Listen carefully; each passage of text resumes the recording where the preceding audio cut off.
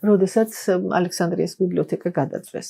ეს იყო ისეთი დიდი დანაკარგი, საუკუნეების მანძილზე ჩამოწვა ეს ბნელი საუკუნეები. როდესაც არაფერი არ იქნება ფასეული. აქედან რაღაცა ხო გადარჩა. აი ეს რაღაცა რაც გადარჩა, რაღაცა ნაწილი გადაიტანეს კონსტანტინოპოლში. და მოკლედ ლეონარდომ გამოიტანაო კონსტანტინოპოლიდან და აი იყიდა კოზიმო მედიჩი. და გადასცა მარსელიო ფიჩინოს რო თარგმნა. და ეს ითარგმნა და ეს იყო ესეთი აი მეხი მოწმენდილ ცაზე და იწყება რენესანსი. პირველად ეხლა რო ახსენებ ადამიანი რენესანსს და აღორძინებას, შენ წარმოგიდგება მხატვრობა. პირველ რიგში ეს. მაგრამ ამ მხატვრობის საფუძველი იყო ცნობიერების ცვლილება, ადამიანი დადგა ცენტრში. შემოვიდა აღორძინება რისი? წინარე ქრისტიანული ცოდნის, ანუ წარმართული იდეების.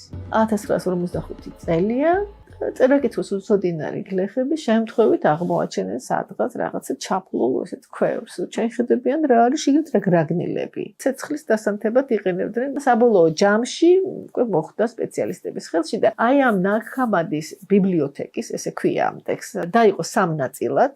ერთი ნაწილი ეს იყო გნოსტიკური ტექსტები, მეორე ნაწილი ქრისტიანული აპოკრიფები, მათ შორის იოანეს აპოკრიფი და მესამე ეს იყო ჰერმენევტიკული კორპუსი.